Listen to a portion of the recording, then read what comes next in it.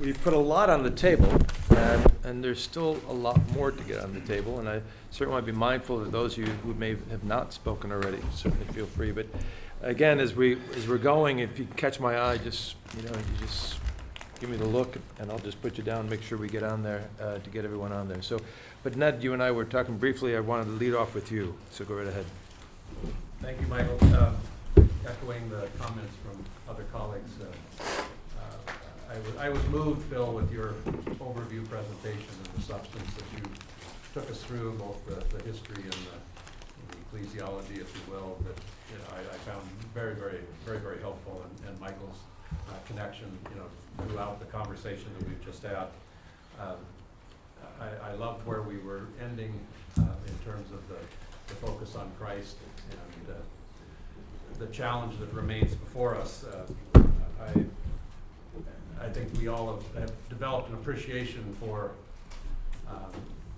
over the centuries, the impact of Christianity trying to flourish within whatever cultural experience it finds itself. And I think we've noted that there's a disparate reality between our Western understanding of how the faith has interacted with the culture and what's emerging in other parts of the world in terms of the faith interacting with the culture. And I think we need to be cognizant of that, since we're not able to comment about how polarization or divisions within the church are experienced maybe in those particular realities. And we are the universal church, and sometimes we get a little full of ourselves and think that our understanding of the polarization is sort of definitive understanding of how the Spirit is trying to help us evangelize within the society here and achieve what we're trying to achieve.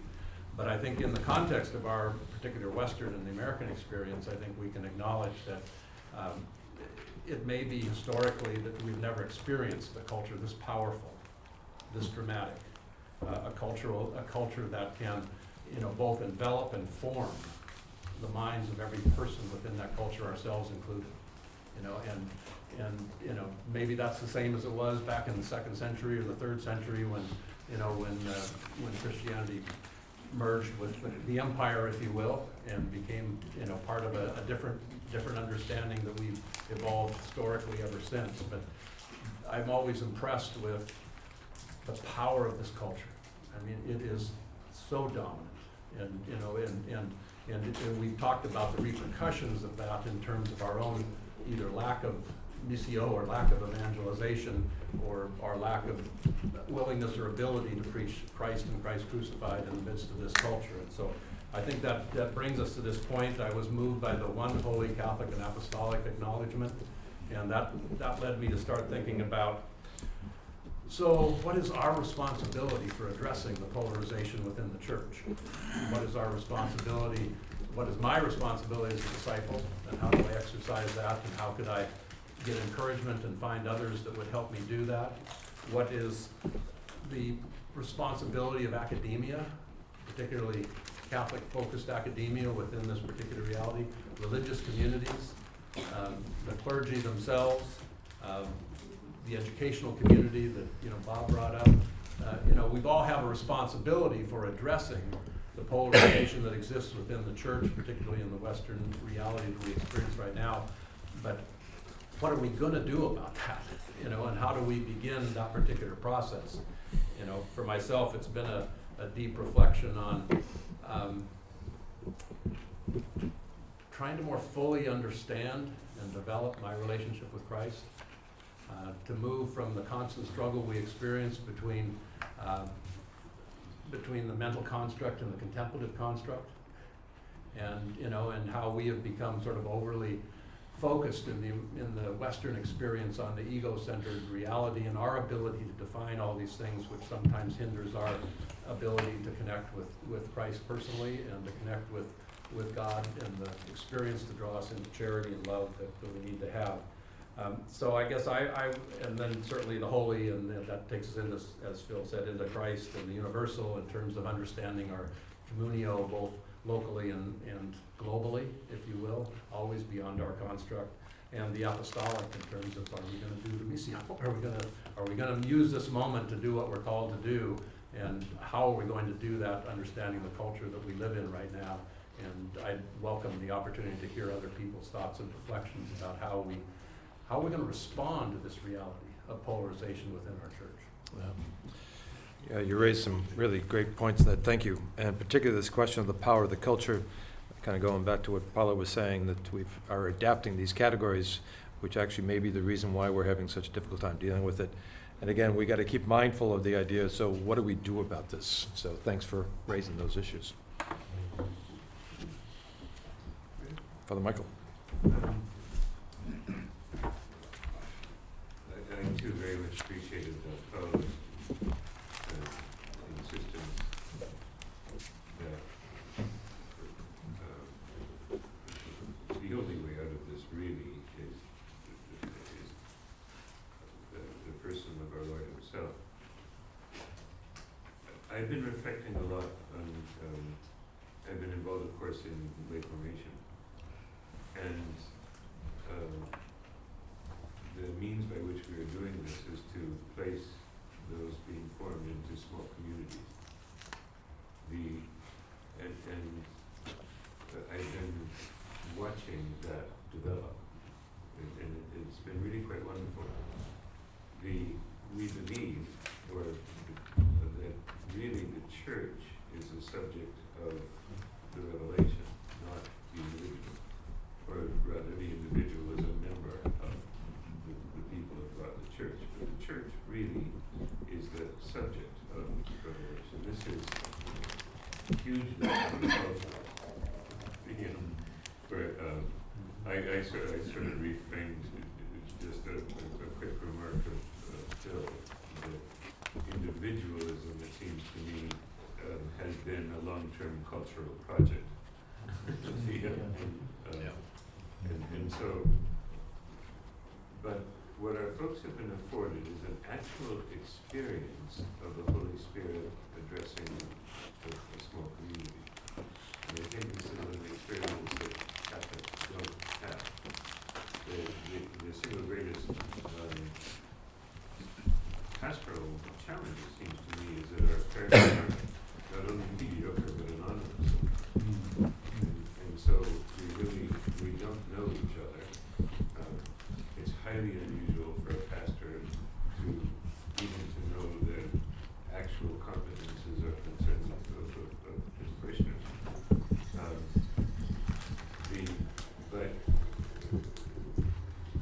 And so I think relatively few Catholics have an actual experience of the church, which is to say the Holy Spirit enlivening and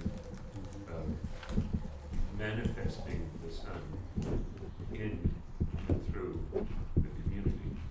But it is the Catholic insight that the ordinary way in which our Lord intervenes in our life is through his people, through the community. Just a quick anecdote. I was giving a workshop some years ago on the discernment of charisms, and a very simple lady. I think she hadn't graduated high school. She was a farming wife of 10 children, but she manifested the charism of intercessory prayer, and it was her experience that she would be awakened in the night, knowing she was to pray for someone, either the circumstance but she experienced this quite regularly. And she came to me with great concern and asked me, was it okay to pray for the Ayatollah Khomeini? And I said, yes. I thought he would pray for him, really. And she said, well, I didn't think he was a very nice man. I agreed with her. From what, I learned in the class later. But she was awakened one night, knowing she was to pray for him. And she didn't want to because she didn't think he was a very nice man. And then she thought she should, but she was kind of concerned about the circumstance. And so I assured her the enemy will never invite prayer. So that's okay. And then she said, and I read the next morning, he died that night. And I thought, isn't that wonderful? Wow. If there's any evidence, the Ayatollah is in heaven. This very simple lady was wakened in the middle of the night, half the world away, who didn't think he was a very nice man, to pray for him. It really It brought to me the reality that our Lord asked because his bride, the church, asked him. And if the church isn't asking, he moves us to ask. That this is real.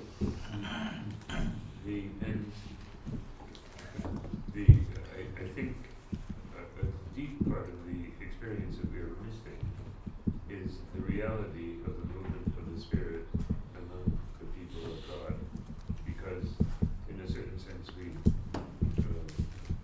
haven't that opportunity, and that experience, the actual experience of the Holy Spirit speaking through the community, the people, is essential, and somehow, lay movements, or in those sort of, there is some possibility, possibility for this. But this really must be a part of our experience, and perhaps to some degree the polarization of, I think the atomization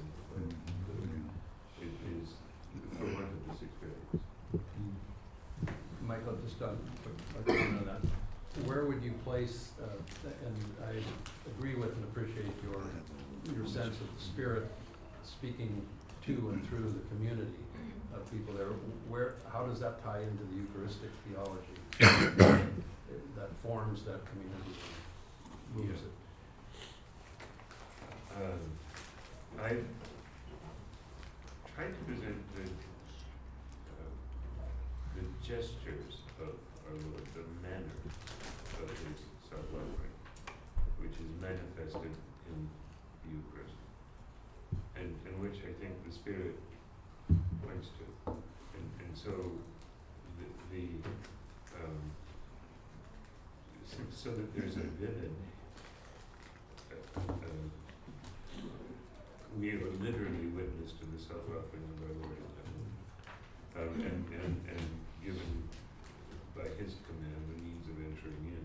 And so I think it's essential, but I think that the work of the Spirit in that moment needs acknowledgement itself in order for this to become again vivid in the community. The act of the. Are you positing that particular sense of our own faith in that regard would address the tribalism that exists within most of our current communities, and would address for those that have moved towards more of the evangelical sense, it moves more toward a cult of personality than it does the power of the Spirit? Sorry. No. In terms of the Eucharistic, I'm not surprised that you say that, because I think of Congar talking about the church as epiclesis, and I know you're a big Congar man. But in some ways, that is a fleshing out of the sacrifice of the Mass as source and summit. So that there's a danger, I think, I was just sort of lamenting to Russ about this, there's a danger, I think, of reifying the Eucharist apart from the Mass, and there's a danger of reifying it apart from the life of the church, too, so it makes sense what you're saying. And I think that maybe in terms of the scandal and so on, this is a remark of Congar, that we theologically invest far too much the church in our structure and far too little the church in our life. And I think that, Very helpful. Please. And just to follow up, it works the other way around. Your story about this woman who prayed. Von Balthasar said to be a Catholic is to know that somewhere on earth at this moment, someone is suffering or dying on your behalf. And then the burden of that is, am I availing myself of the graces or not?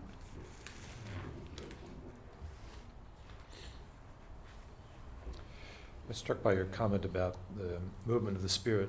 I mean, I think for many of us, who can get caught up in the polarization, we can't see the movements, we can't see the Spirit operating, and then when we do see it, it's a beautiful thing. And so we can get fixated on our own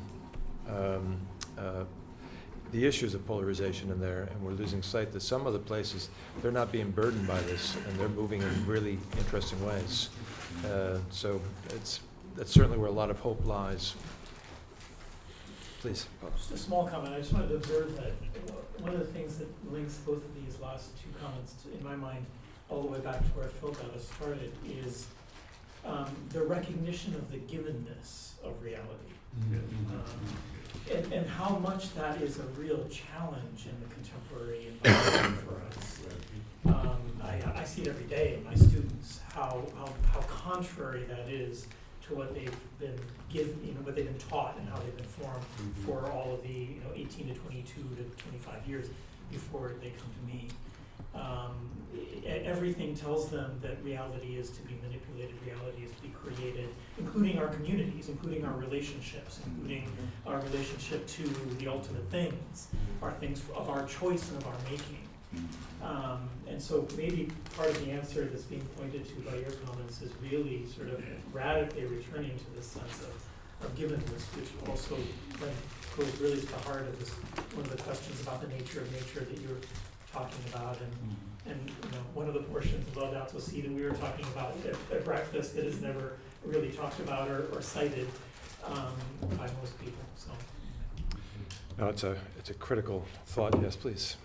I was thinking, Yuval Levine has a book coming out next month about our loss of the sense of the importance of institutions, and especially our loss of trust in institutions as formative realities, so that we use institutions as a performative platform rather than be formed by them. And I've been thinking about that with the church, and I think that's just right. A loss of the sense of reality as gift of the church as gift, and even sort of I've been thinking about in terms of polarization.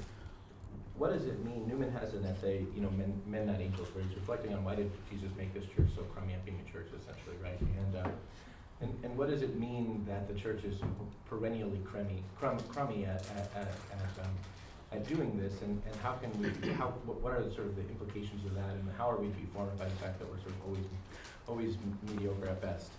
And part of that, I think, is the call to communion. That what the church does well, she does, having prayed for the gift of unity and received it, rather than sort of having to try to pattern herself after or model herself after the strengths of this world, right? That there's a Christian, there's a Christological reality to being to being weak and scorned by men and those things as compared to the powers of this world.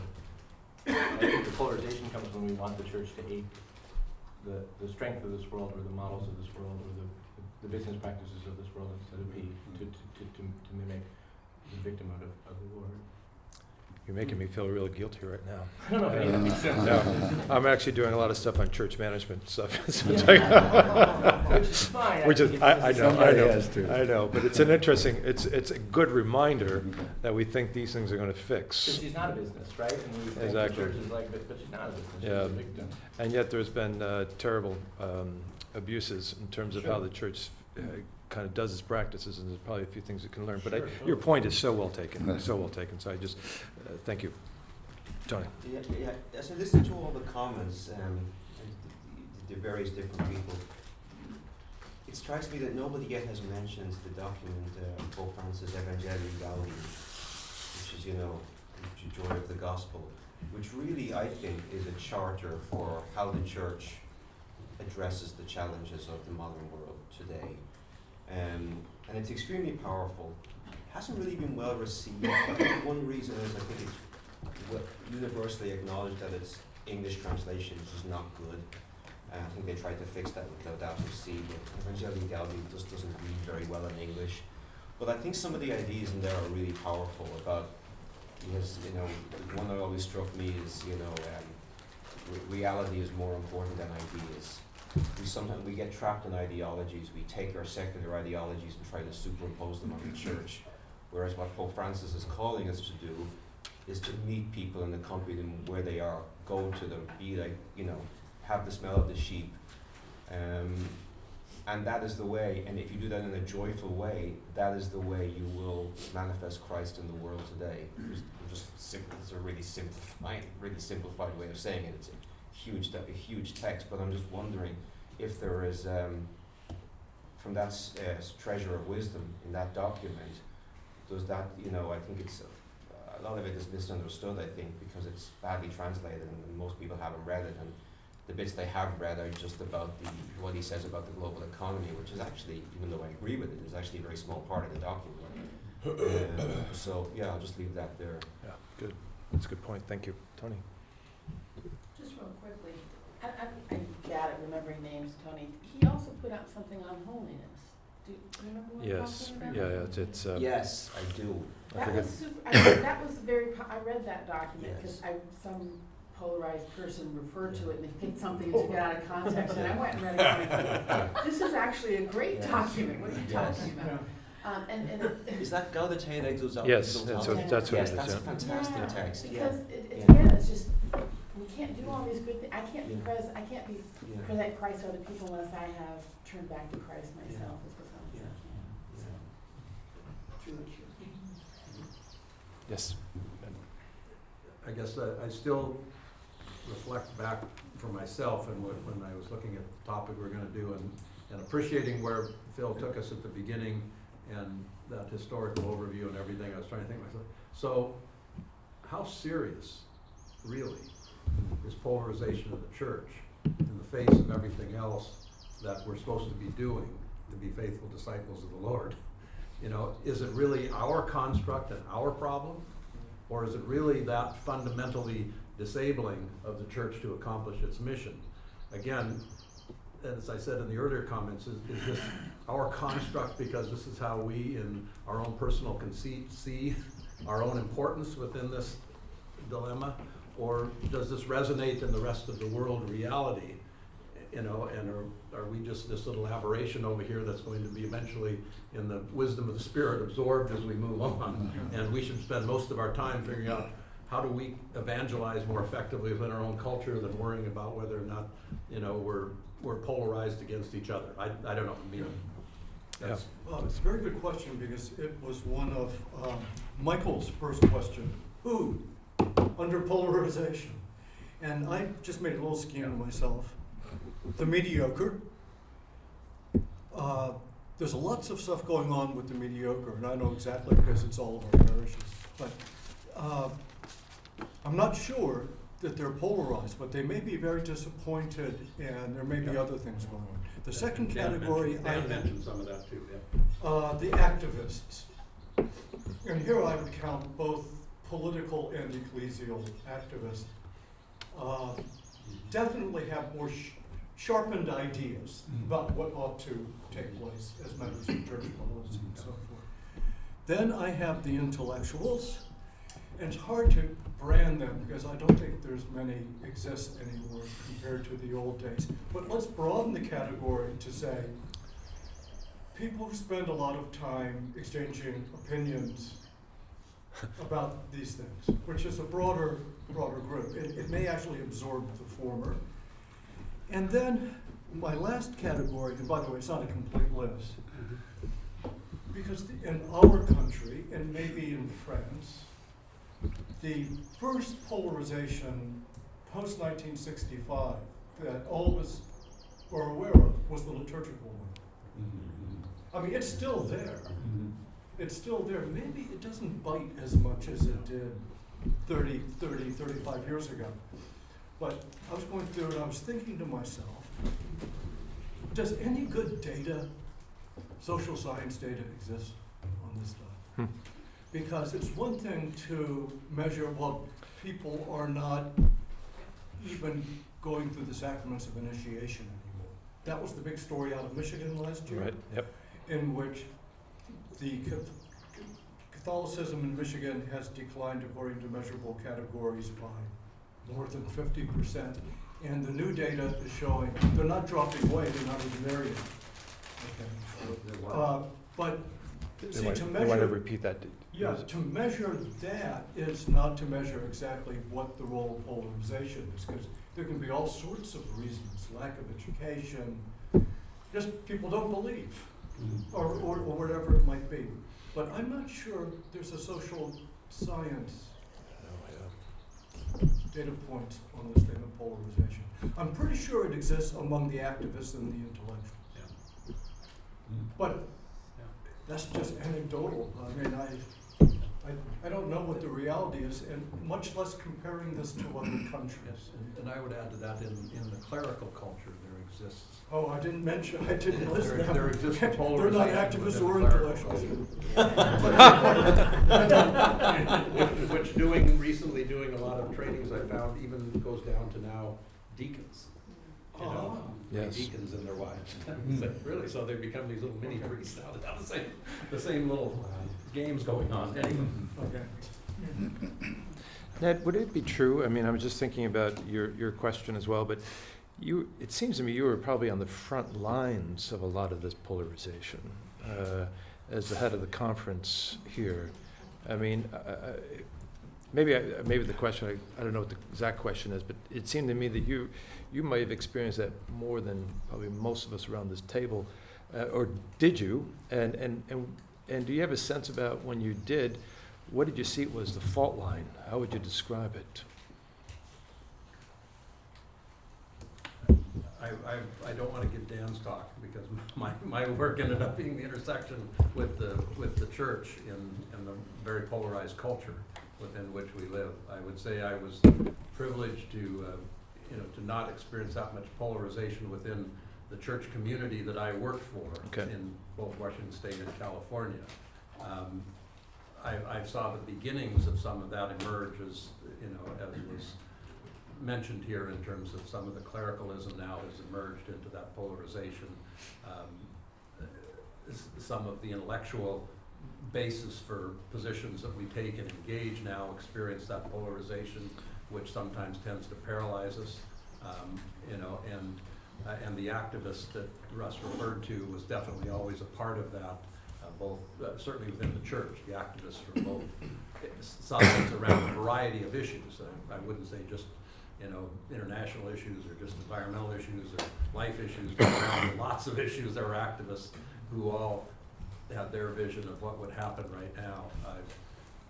So I think I'm privileged in that regard. My interactions with Rome and various times and various moments touched into what Russ was talking about, the intellectual and the clerical sort of power struggle, if you will. I touched into that occasionally along the way. And my own reflection, as I ended there, Michael, was I kept walking away saying, how big a problem is this really? Or is this, again, our conceit that we think, in our ego structure, that this is what's important to the church? And how do we move beyond that, I guess, was where I left it, Michael. Sorry. No, that's very helpful, very, very helpful, please. So I would pose two questions. How much of this polarization is actually a kind of a re-litigation of Vatican II? Yes, for sure. And how much of it is really an issue of power and control, fear of loss of power and control versus the drive for inclusion in that power? And I would add to that from the activist standpoint, I experienced it much more as not necessarily about power and control, but about total passionate commitment to a vision of the human person and the good society, which people were unwilling to negotiate.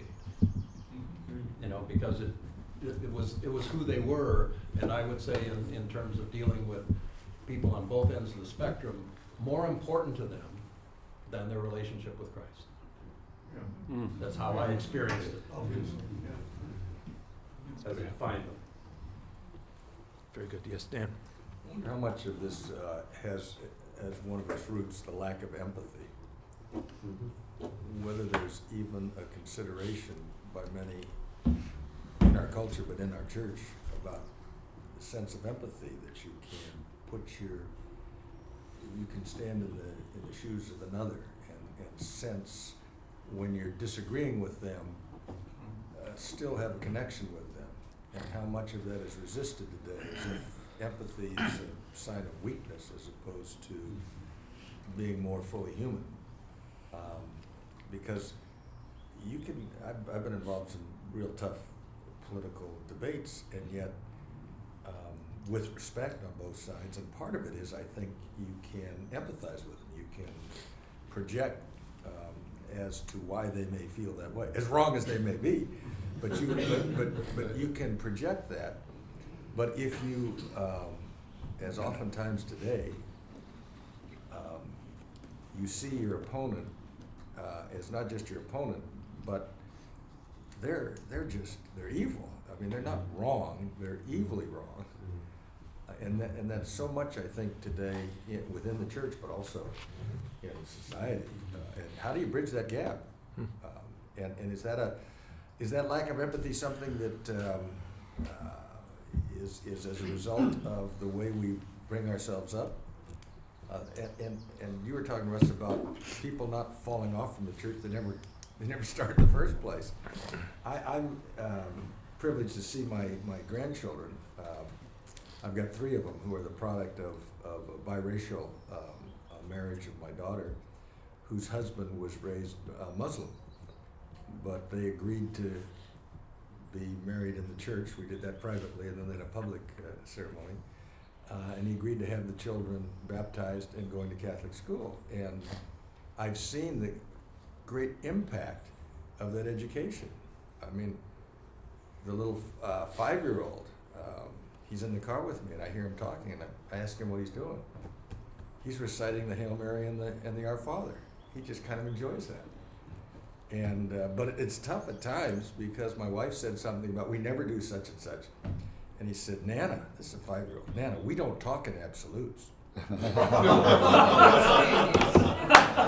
mean, That's great. And then he says, the only person who can do everything is God.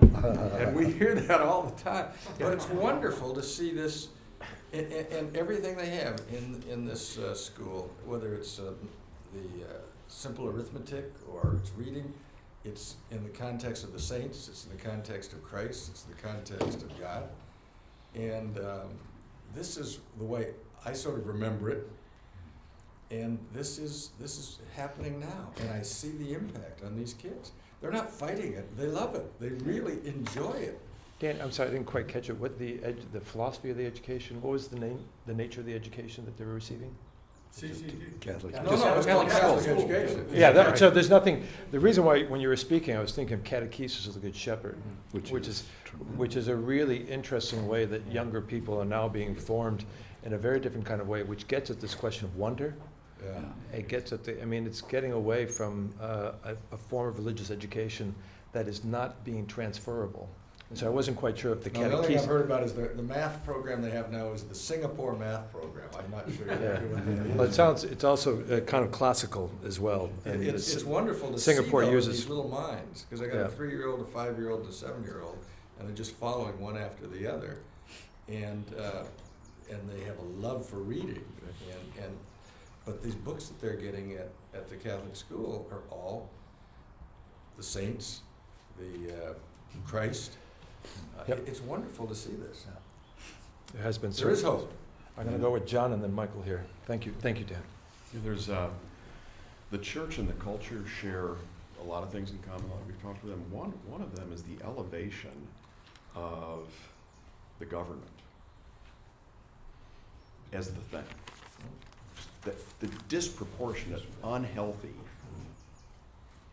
and everybody else is an observer. It has strong opinions about which we can yell and get angry and so forth, throw food against the wall, that sort of thing. But just that strange dynamic in the culture. The news used to be, 30 minutes in the evening, and some portion of that was politics, and now it's run 24/7 on multiple. Weird. Is there more news? Well, more people in the world, but not really. So, and likewise, the church, and Father Michael, so much of this I learned from you, is just the disproportionate focus on the structure and the clergy. And when I hear our discussions here about the church, that's what I think. Mm-hmm. The arguments about Francis and Benedict and John Paul is that, but in fact, that's not the church. And so whatever the culture or the system, or we collectively or me have allowed that to take place, where we're paying attention to the wrong church. Right. Disproportionately. That allows us to get angry, throw food against the wall, and just really the same dynamic. Same dynamic. And so we will get around to talking about fixes because it's a really complex problem. But part of the fix is to cut the laity loose, which is what you're doing. Like the laity's been sidelined. That's an exaggeration, but a little exaggeration, a little exaggeration. But I think the opportunity to express subsidiarity, which is a defining principle of the church, and has been absent. In fact, the past half century or so has been characterized by centralization, the opposite of subsidiarity. And there's something called a magisterium.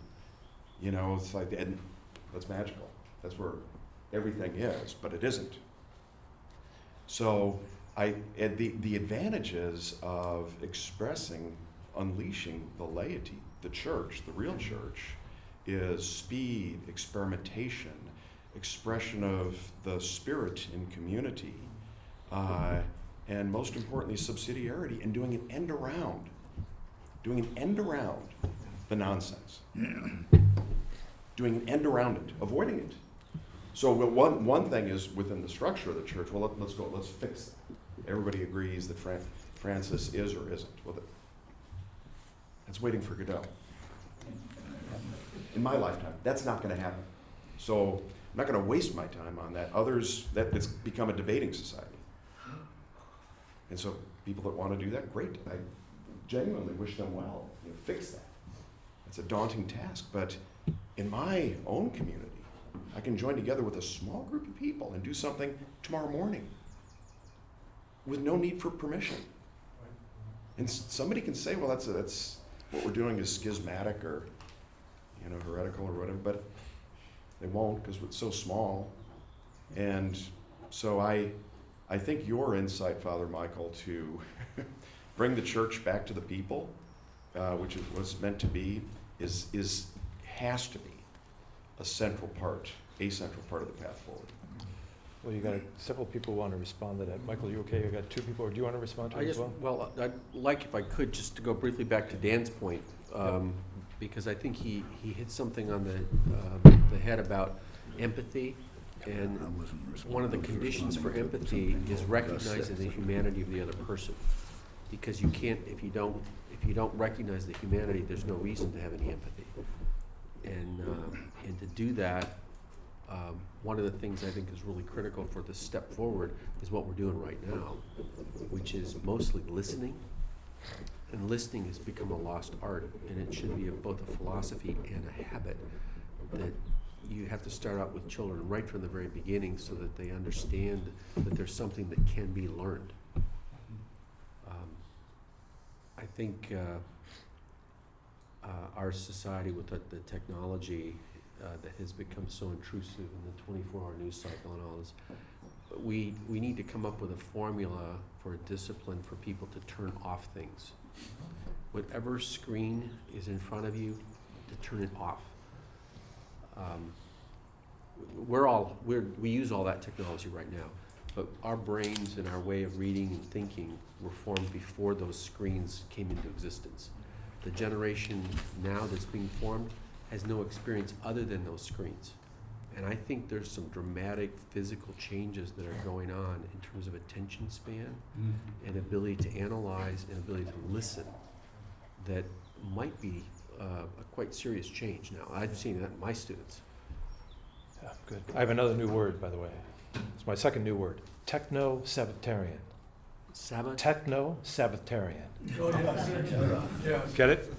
That is, turn off your On the device. Sabbath day, right? I was going to mention that. Yeah, Right, I'd read that was one way of helping to recover. I love that word.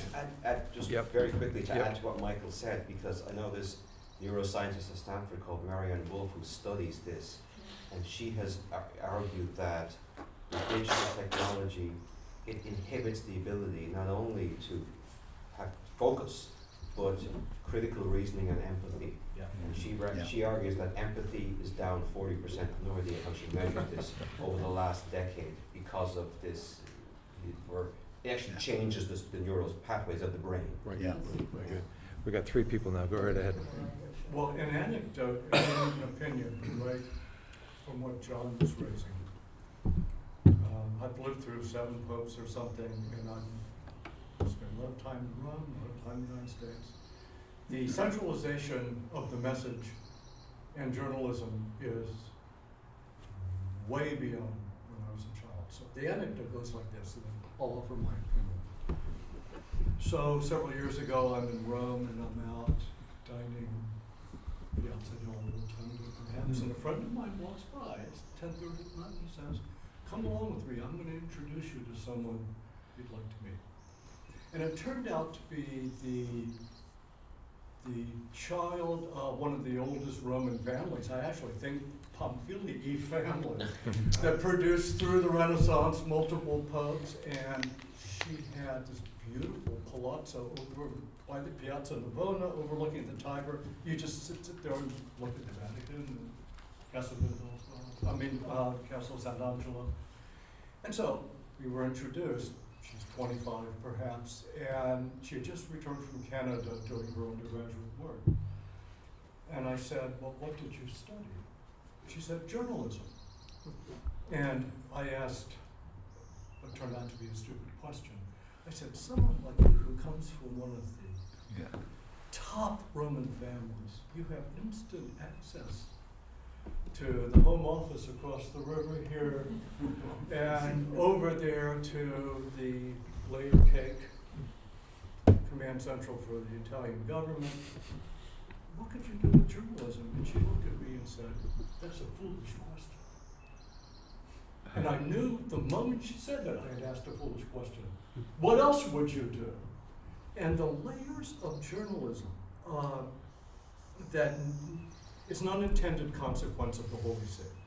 Because Pius XI only had a radio, right? And I trace it, it's just my opinion, I trace it to John Paul II, who, there's a quantum leap of the ability to communicate, which he was a master at, right? And at multiple levels. I mean, he was an actor and he really knew how to do this. But it goes everything from a constant stream of directives, exhortations, thoughts, through multiple media on a daily basis, right? That's right. I mean, and there is now a kind of addiction to it. And by the way, they always say it's pastoral, because all communication is pastoral in a way, right? But it has had unintended consequences that even one's local bishops and so forth can't get in a word edgewise, hardly, because of the skill and the dependence upon the global communication. And you know, it's a hard thing to raise, because once upon a time, in my lifetime, we were almost begging the Holy See to get good at this. Right? Sure. They were so old-fashioned, Right. and this kind of thing. Yeah. But they've gotten too good at it. Yeah. And I'm not sure there's been a discernment of the consequences for the life of the laity. And anyone who's on the other, turn the radio on, you know. Very good. But that's my opinion. Yeah, that's very helpful. Thank you. Please. Well, I wanted to go back to something you said, Russ, in a roundabout way. I'm not a moviegoer. I envy you and Philip and other people who watch all these fantastic movies. I don't do that. So I had to go back for an example. So I'll take the example of Schindler's List or Saving Private Ryan. So you go to that movie, and let's say you go by yourself, doesn't matter. And you sit through it, and there's some very powerful moments in these movies that you're really struck by them. At the end of the movie, the credits come up, and nobody gets out of their seat. And finally, the house lights come on, and slowly people start to get up and walk out. And when you walk out, you're surrounded by people you've never seen before in your life. Don't know anything about them. But you feel bonded with them because you just had that experience together. That's what the Mass should be. If the liturgy had that effect, so much of this would go away. Very helpful. Obviously, the response of polarization is solidarity, and that type of experience. So thank you. That's very helpful to know. Judy? Someone made the point that that polarization is something that mostly happens among, for lack of a better term, the chattering classes, and I think that's true. But I think it trickles down too. My sister is a practicing Catholic. She works in a Catholic school. She has a bunch of kids. She lives the faith, but she doesn't read these things, consume the content. And from time to time, I'll get a text from her. She'll read something from a bishop. And I'll get a text from her, and she'll say, "Is Bishop so-and-so on our team?" And I'll exhort her. There aren't any teams. It's ridiculous. There aren't any teams. Don't do that. It's a bad way to think about the church. No, he's not on our team. He's ridiculous.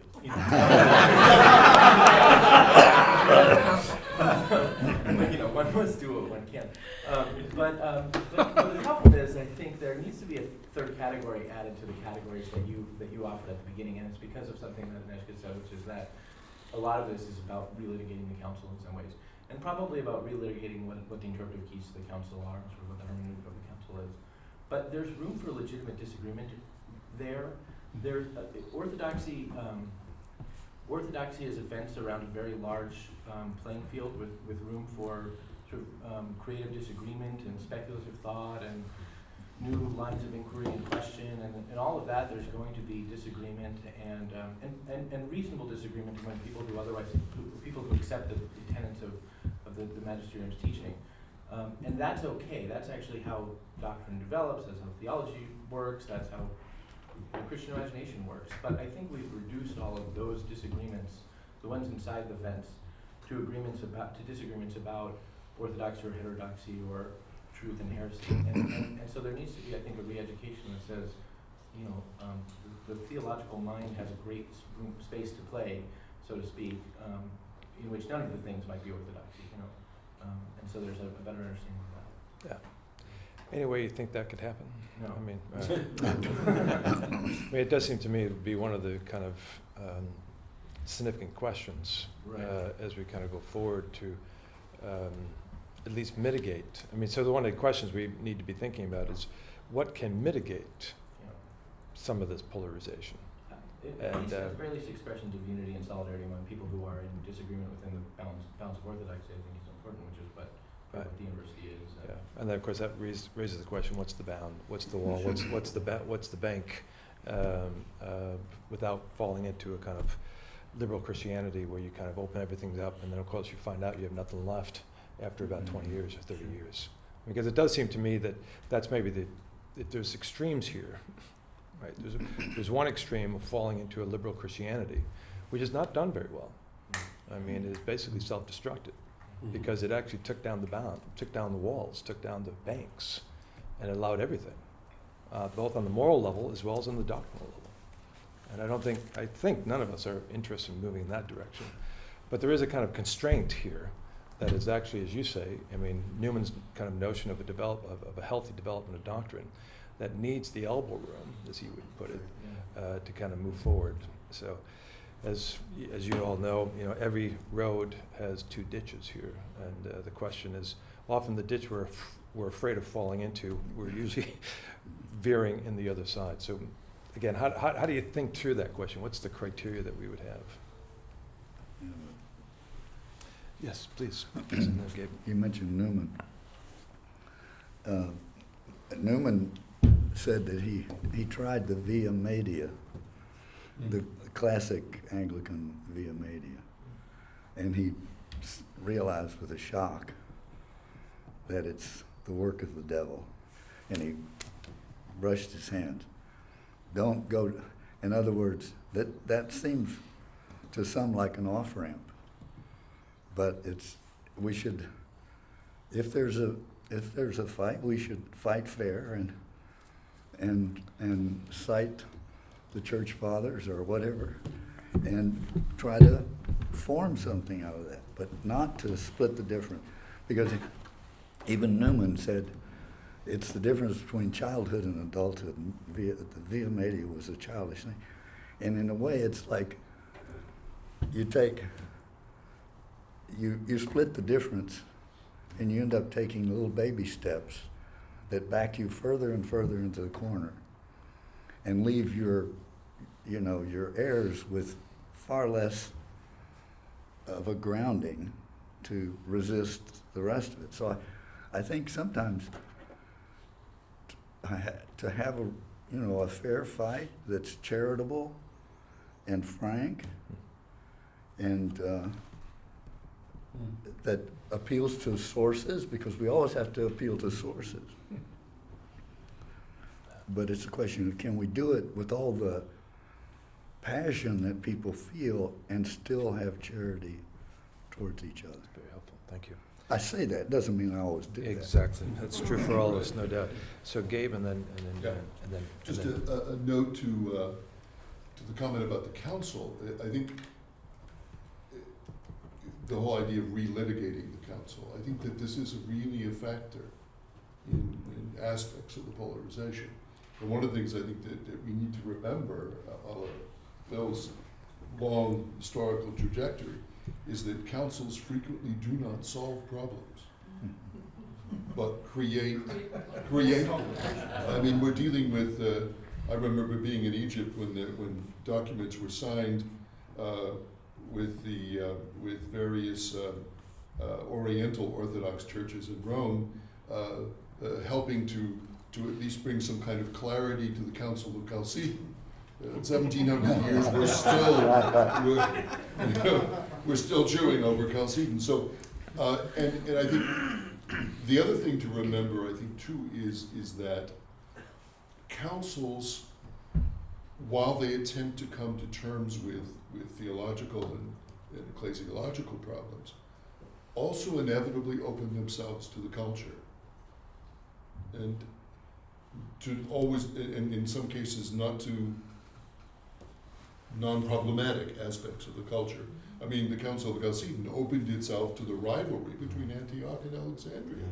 And a great deal of the trouble came by importing the political issues of that into the attempt to come to some Christological understanding. So it's simply to say, I think there can be a kind of impatience on several sides to sort of, Vatican II's over, come on, let's, but it isn't over, and there are levels of discussion that probably need to continue, and part of the polarization, I think, has to do, part of the polarization related to the council has to do with the fact that we're not allowing secondary, tertiary aspects of that discussion to continue. Very helpful, thank you. Dan? I was never well versed in the east-west split, but growing up, I guess, the polarization that we learned about in the history of the church was with Luther and Reformation. And what lessons are we to take out of that? And what is the collective church attitude now towards that? There was these discussions with Rome and our Lutheran brethren about commonality, and I just sort of peripherally was paying attention to that, and looked like they were making some progress, and then kind of dropped off the radar screen. But are there lessons for us in examining what happened there, or was that more a deeply theological dispute, or was it in many ways triggered by abuses within the church itself? Yeah. I mean, I throw that out because I don't know. I would love to find. Well, maybe Mary can respond there, yeah. I just want to come back to the Radner book on the end of the church, because he talks exactly about the Reformation. And the way he puts it is, there seems to have been a shift in the understanding of what reason is. So reason versus a sense of wonder, trying to understand the world around us, open-handed kind of a reason, to a reason where I have figured things out, and it becomes a closed fist. And so you had well-meaning people who really thought they had a theological truth, but they were so busy trying to prove themselves right versus the other people wrong. And it's going back into the spirit, to have the humility to realize, even though I passionately believe what I believe, that I'm finite, and I need your perspective, right? So one of the things I love about my boy Aquinas Boy. is he never really quite says that the other guy is completely wrong. He'll say you're right in a sense, like, and just do this integrative work, and so it goes back. Yeah, that's very helpful. Anna, you've been very patient, please. To answer the question partially of how to move forward beyond polarization, this morning this conversation has led me to just think about friendship and the need for friendship to move beyond polarization in the church. And then meditating on my own failures in that, quite frankly, both at the personal level and in my own university, friendships that have died over ecclesial divisions, that it's just hard to, it's just a reality, and I don't know how to rehabilitate those friendships, quite frankly. And then this year, finally, I'm leaving the Catholic Theological Society of America, which is just the conference that everyone goes to. It used to be that everyone went to. And for years I've stuck it out, and I'm not gonna leave. Another conference has developed, and finally I just can't take it anymore. I mean, I can't. It's the conversation that happens at this conference every year is foreign to me in a way, and I don't want to be part of it anymore. And that there's just a real loss there. And so as a result, the friendships that I am able to maintain, because this is how you maintain friendships, you see each other in person. Now I'm not going to be able to maintain those friendships because I won't see these friends that I've had for 25 years. But because we're not speaking the same language anymore. There's just a real sorrow over that. I don't know how to move forward, and I know friendship is the way to do it. And yet, this whole morning I've been just reflecting on the failures and the difficulties of doing that. So. I really think this category of friendship is so critical. That's really a great way of putting it. But would you mind just, you mentioned that the language is just not working. I've heard people say this similar about that society. Is there any, can you put any flesh on it? Is there anything that, where do you see, what's shifted, or why, what is specifically about the language that's becoming a problem? Well, it's ecclesially speaking, it's a liberal conservative divide. Okay. So that's the easiest way. Okay, okay, that's where it says, okay. And is it, because I'm not familiar with, is it conservative or is it liberal? It's liberal. So it used to be that during the pontificate of John Paul II, for example, there were a lot of snide remarks about John Paul II, and it was all just kind of understood, and Benedict then. It was all just, it was funny to everyone in the room. And now it's interesting because it's the opposite. And somebody mentioned it earlier. We all become ultramontanists when our guy's in power. Right. And it's just it's really it's impossible to be there. Right. Yeah. Yeah, I mean, there's some real reality here that's occurring there. So thank you. Tony? Just, again, along the lines that the discussion is going in general, you know more about this than I do, talk about polarization. What was the council right before Chalcedon, which isn't recognized, where one of the bishops was clubbed to death? The so-called Robert's Second Council. Ephesus, right? Yeah, Somebody Robert's was actually beaten up and died of his wound. It is said. Well, he was murdered in the street by monks. By monks, yes, by Egyptian monks. Yeah. So, we've come a long way. Or have we? And Or not. Tony, and Club St. another way, Nicholas gave Arius a punch on the jaw. Arius in the face, exactly. So, Yeah. I guess this is kind of undercutting it.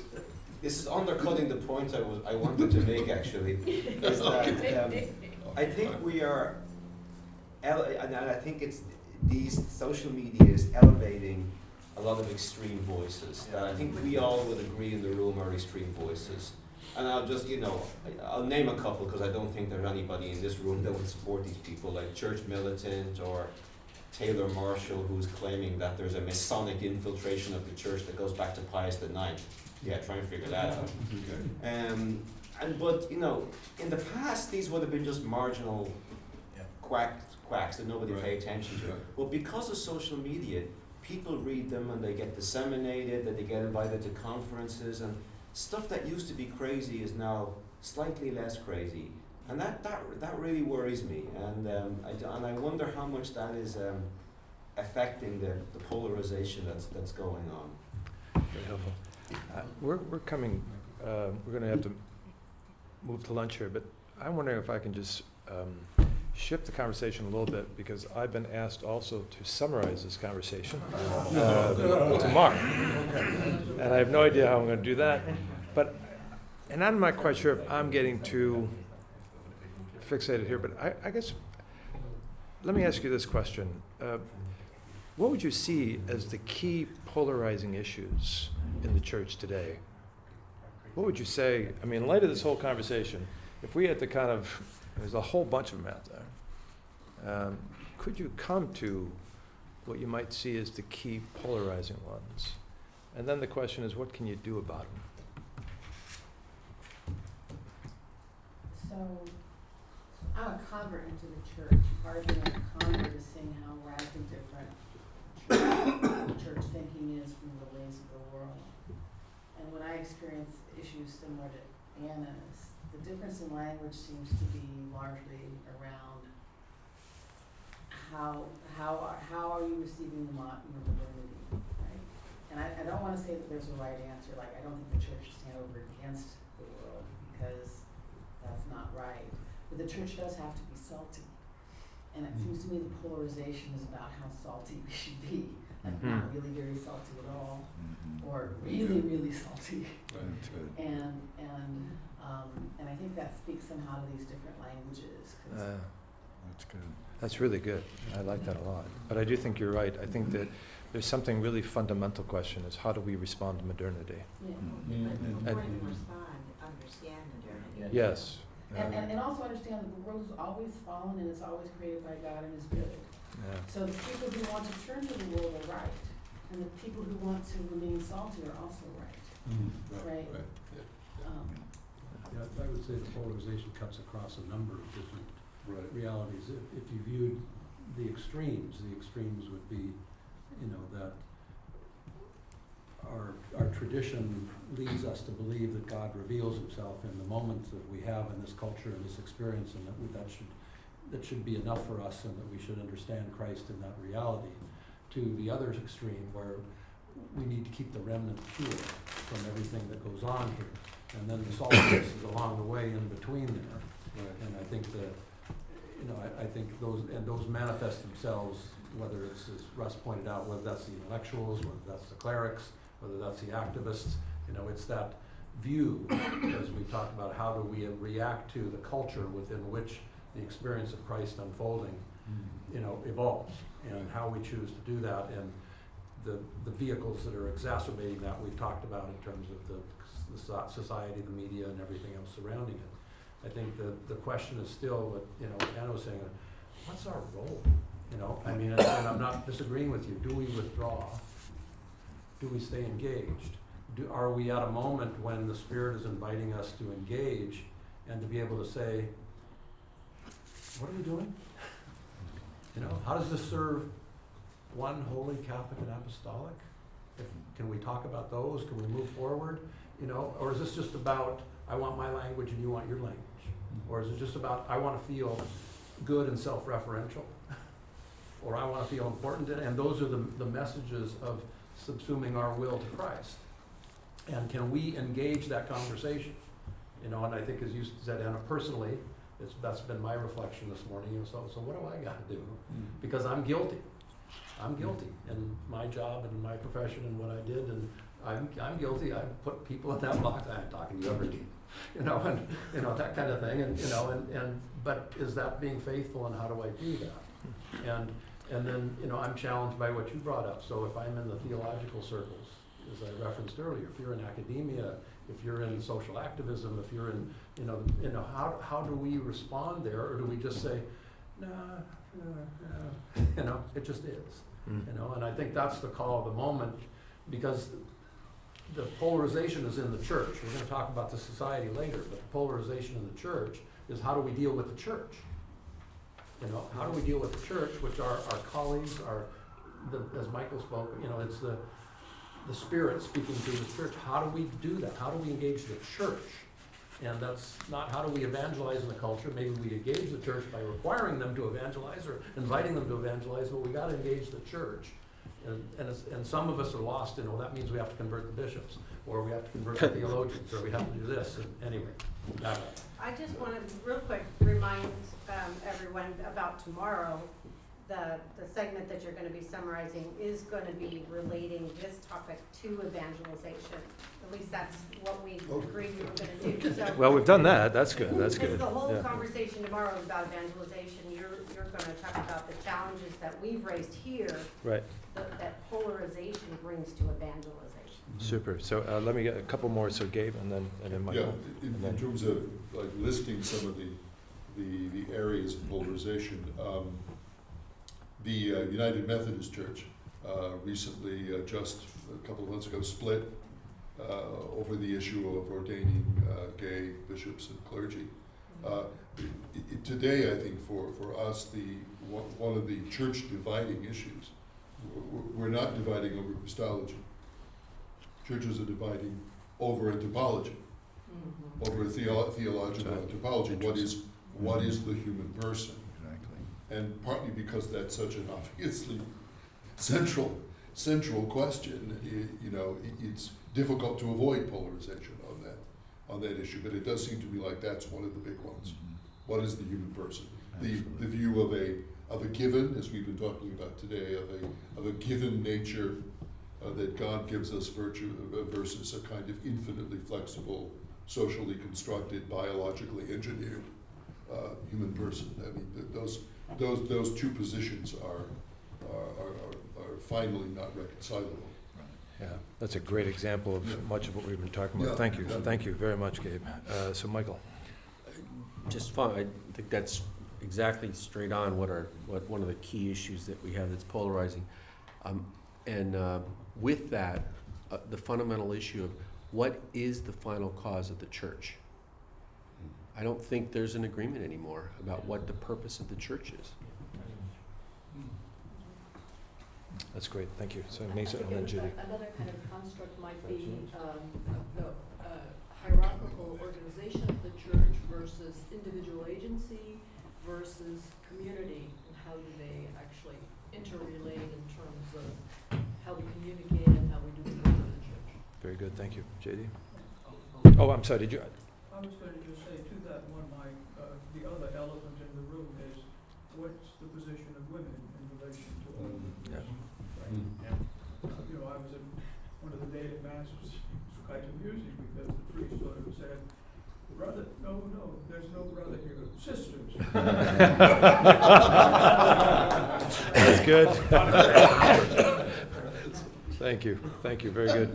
Please, JD. A lot's been said about causes in terms of things that help maybe to mitigate that cause. My marriage is the story of marriage like anyone else's, which means we've had great times and many, many difficult times of polarization.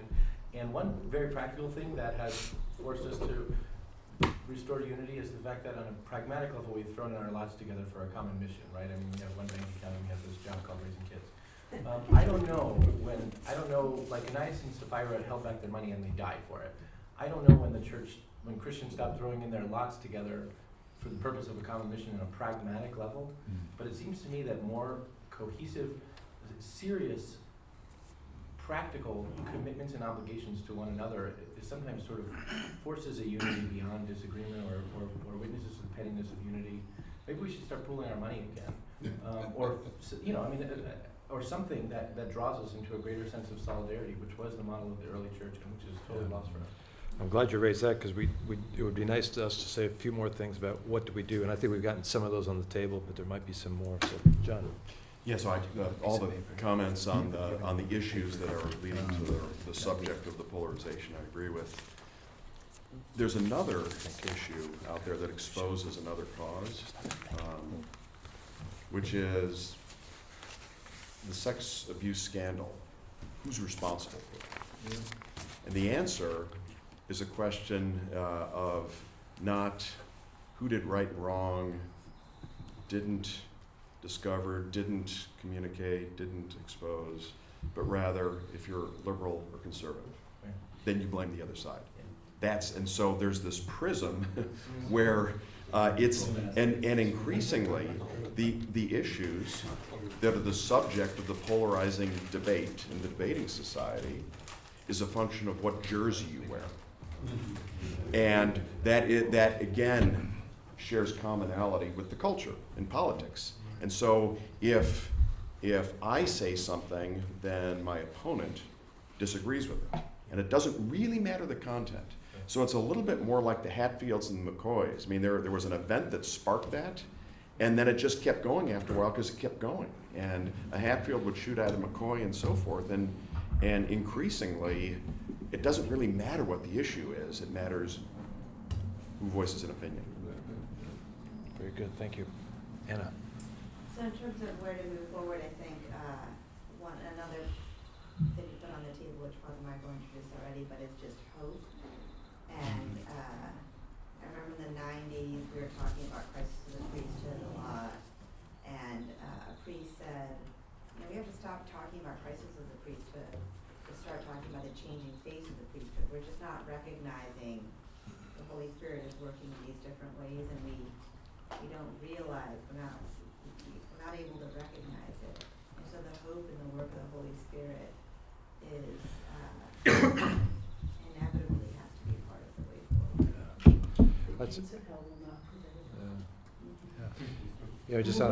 just on a personal basis there, it's interesting walking into morning prayer. I was struck by the number of young Dominicans there, and of course that's being replicated so many different places. And my son just kind of blew my wife and I away because he's now discerning the priesthood. Really? And, well, it was. Believe me, this was the kid that I was having huge fights. My wife had to take me out of the backyard with him because we were going over how much weed he was smoking, and he was just kind of falling into it. But it was struck. But was my wife and I? My wife particularly is still wondering whether he should be a priest. But that's not her decision. But whether he's getting the right decision. But it's interesting what he's attracted to. What's attracting him, and this is the thing that blows us away.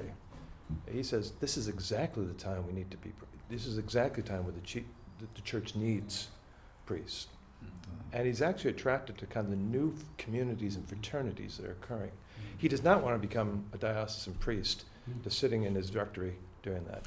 But we have this new thing called Companions in Christ, and they have a big community in St. Paul as well as in Denver.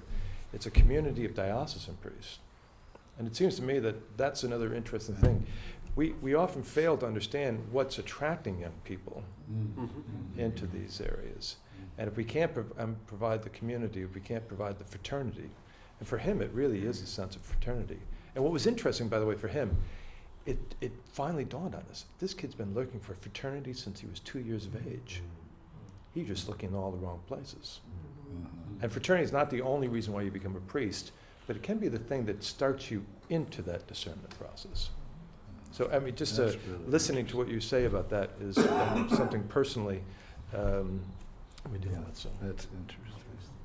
yes.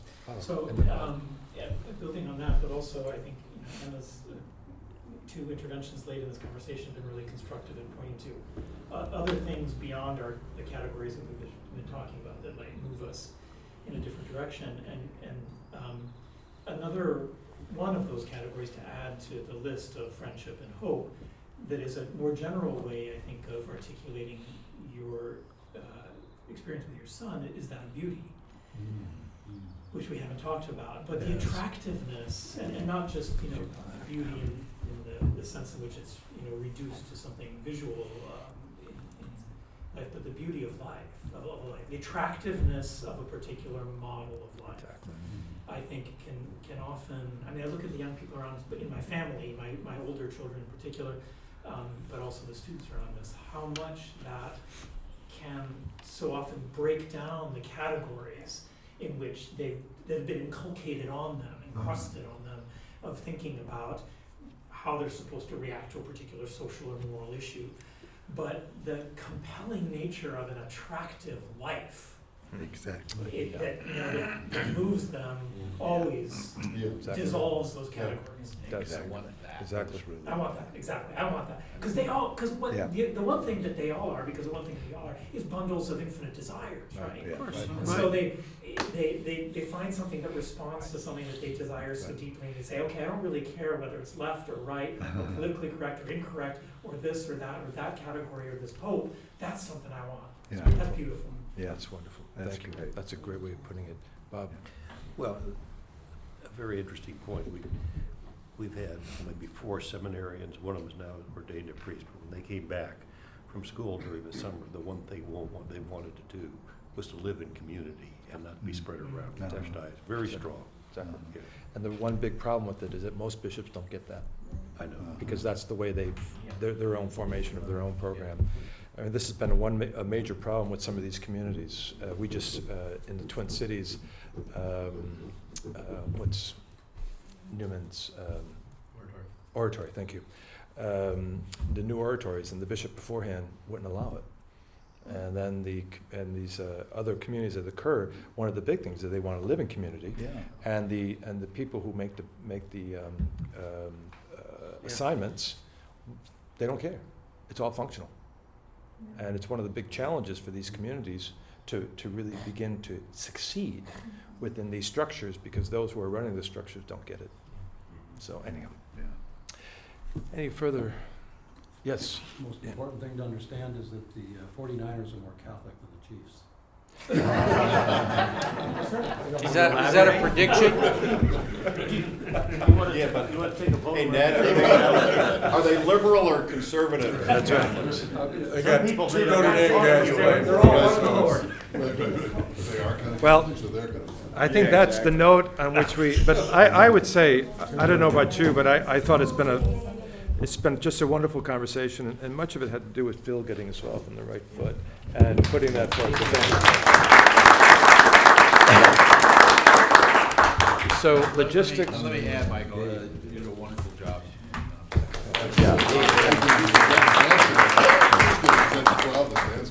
So logistics and lunch here, Yeah, so lunch is in 5 minutes, Ooh. 12:15 it starts. and we're right here.